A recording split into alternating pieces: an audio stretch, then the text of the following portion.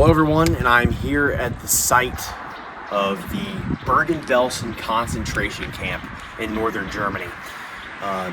This was one of many slave labor camps that were set up by Nazi Germany during World War II. And this site here previously served from 1940 to 43 as an Allied prison camp for POWs, prisoners of war. And then in 1943 it was handed over to the SS and became a concentration camp, forced labor camp for Jewish, homosexual, minorities, anti-Nazi Christians, many different groups that were taken here and forced to work. And it's estimated that about 70,000 people died here in the 5 years that it existed, and over 100,000 came through here. And so this is some sacred ground right here, so I'm gonna try to be as respectful as possible while I show you guys a tour of this place. And one notable young lady, a 15-year-old diarist, died here, Anne Frank. Probably heard of her before. Her grave is here. We're gonna check that out later on in the video.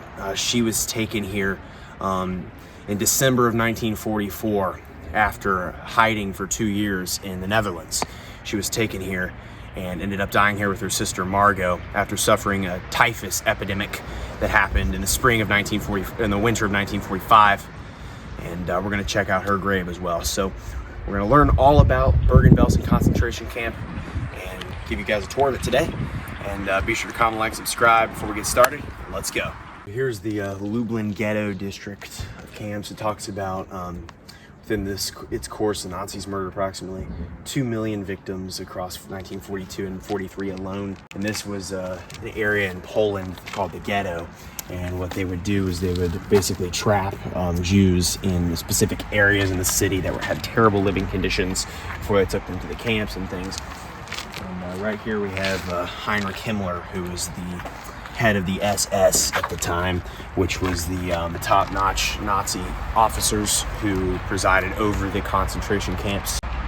Most of the big concentration camps that most people talk about are Auschwitz and those types of areas that were in Poland.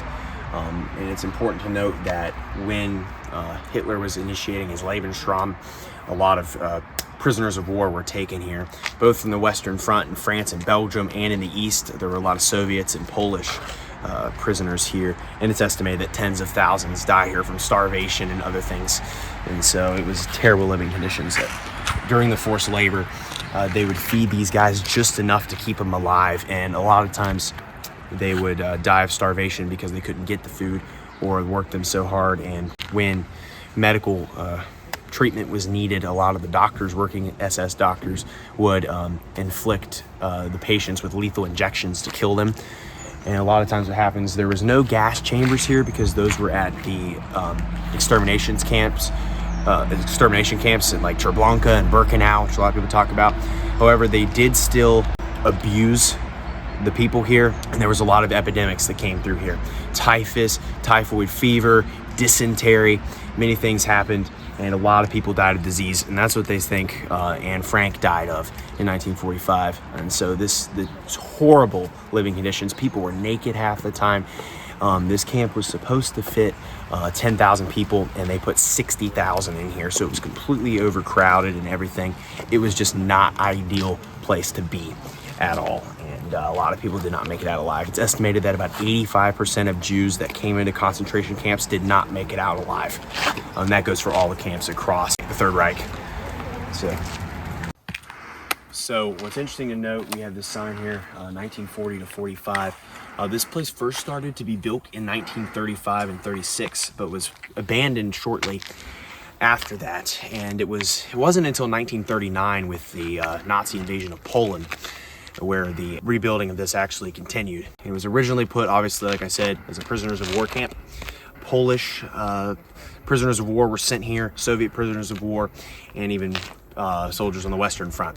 And they were forced to work here on whatever the Nazis needed at the time, whether that be building roads, construction projects, working on anything really for the military, because all of the money during World War II went to the German military and not much to the people. And the people of Germany were starving too. It wasn't just the people in the camps. The entire country was in a terrible position.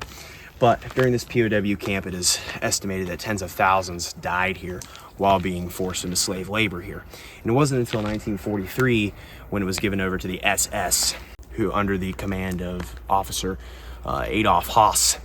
And initially this place was actually meant to be a place where Jews were kept just temporarily until they could basically be bailed out with foreign currency or foreign prisoners of war. They would actually kind of rotate the Jews out, and they actually offered freedom to them.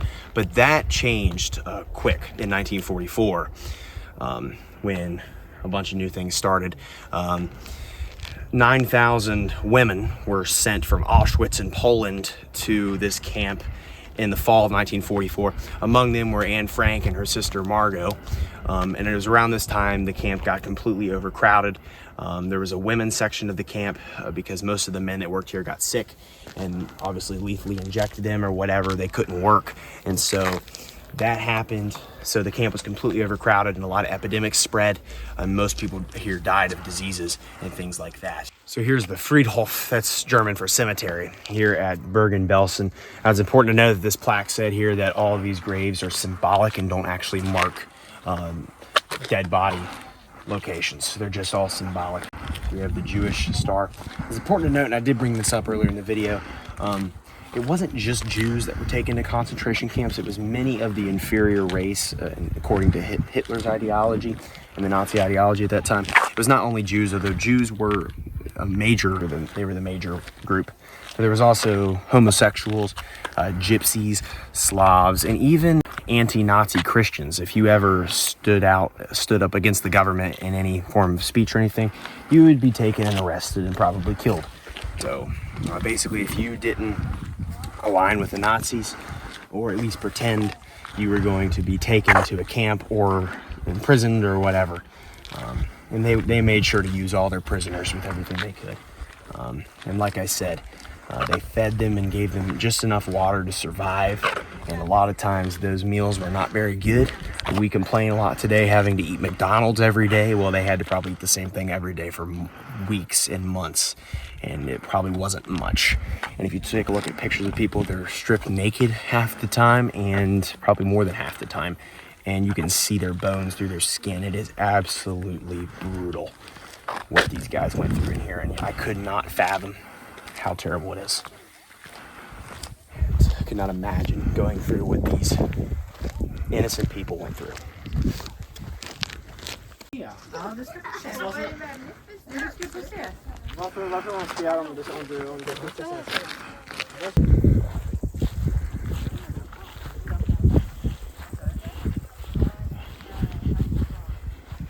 One of the graves over there says deported from Budapest.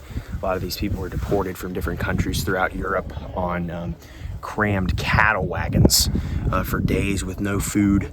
And it was a terrible, miserable experience. And sometimes it was in the winter, and the winters get harsh here. They crammed hundreds of people onto one cart. And so if you're claustrophobic, you're not going to have a fun time. And obviously didn't feed them or anything. It was just a complete miserable experience just to be dropped off to this slave labor camp where they'd have to work for who knows how long until they dropped, essentially. So a lot of these people were not originally Germans at all. Some of them were Hungarian, some of them were Soviet, Russian, some of them were Slavic, some of them were Dutch, French, anybody really in Europe. So here's a memorial to the Jews killed at Bergen Belsen. It estimates about 30,000 Jews were killed at the hands of murderous Nazis. Earth conceal not the blood shed on the first anniversary of the liberation on the 15th of April 1946.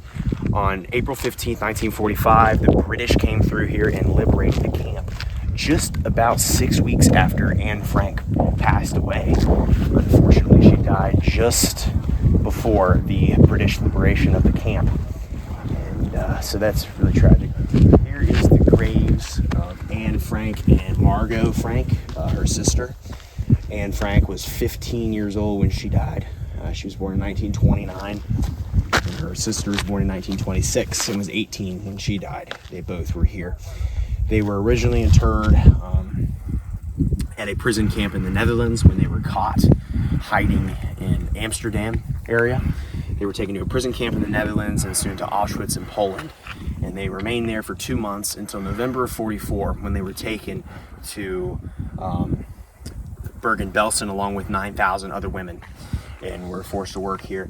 So Anne and Margot were in 3 different camps within the span of 6 months before they both died in February of 1945, just days apart from supposedly a typhus epidemic that came through here. But what was crazy is Anne Frank left her diary that she had been keeping for 2 years in hiding. She left it behind, and her father actually survived Auschwitz. Her parents were still in Auschwitz. Her mother was killed at Auschwitz. Her father survived, and he ended up publishing her diary, and it went crazy. And she today is important because she represents the 1.5 million children that were killed in the Holocaust. And she is one of the faces of the disaster itself. And it's really emotional to be here. If you want to check out another video on Anne Frank, I will put a link in the cards. I'm going to do a separate video on the gravesite, and so you guys can check that out if you want to learn more about Anne Frank's life. But very emotional here, and this goes to show there were even kids that were killed here and forced to work. There was no way of getting out of it, really.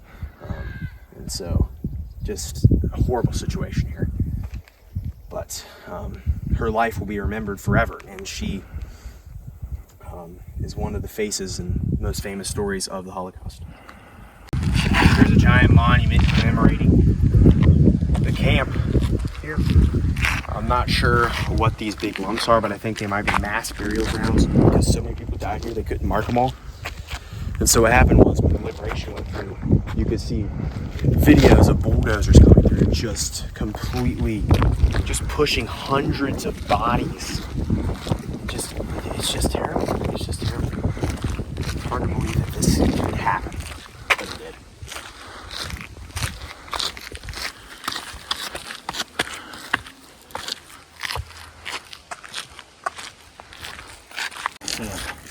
And it's every year that the camp existed, 43, 44, and 45.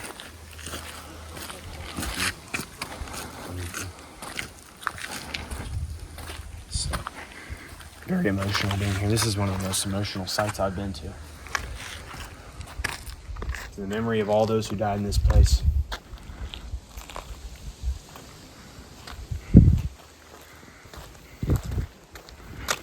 Like I said, about 70,000 people died here for the 5 years that it existed, from 1940 to 45.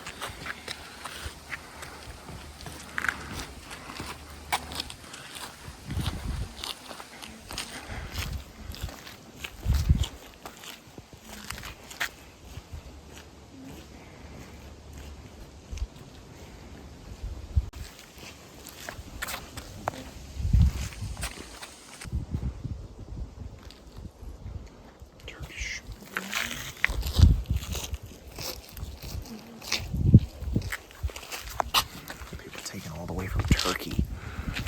It's crazy. There's another memorial inside, and you see this guy here who's a Bergen-Belsen survivor, died in 2021. And then some others who were killed here. There's a photo of Anne Frank. And some stuff. Commemorations.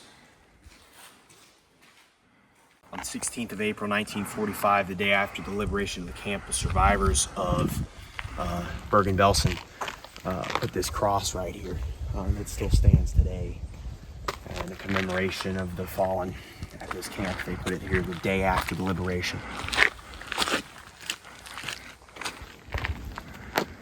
And then Polish survivors living in Bergen home barracks erected a wooden cross on November 2nd, the same year.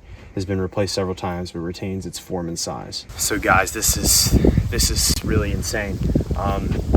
That Tod in German, Tote, means dead. So these graves here, these are mass grave of Bergen-Belsen, and the number shows how many dead. This is a mass grave of 1,000 dead from April of 1945 alone. 1,000 people buried right here, and that's the month they liberated the camp. Over here of 45, 800 people buried. There's 1,000 people buried here who died, innocent people who died in this camp, buried right here in the mass grave. And here is 5,000 from the same month. 500 or 5,000, I don't know. Oh, it's the same camp. It's the same camp. This is the April 3rd.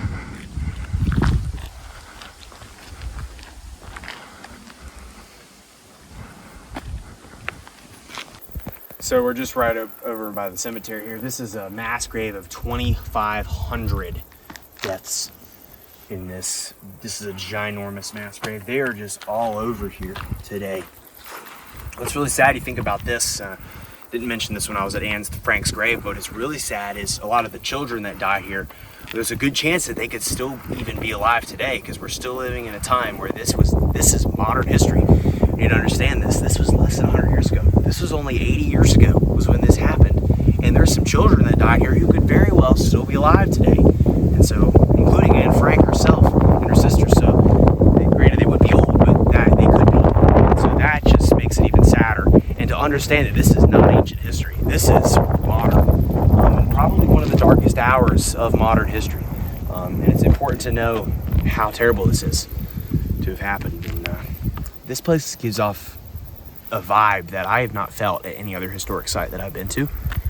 And so that is also very impactful to me visiting this place and paying the respects that these people deserve. Because my goodness, what a terrible event this is here. There's a model of all of the entire camp, and it is absolutely huge. This camp is massive. So you can kind of see here, and it's wild. All the different stuff, the buildings and everything. Some of these might be the burial places.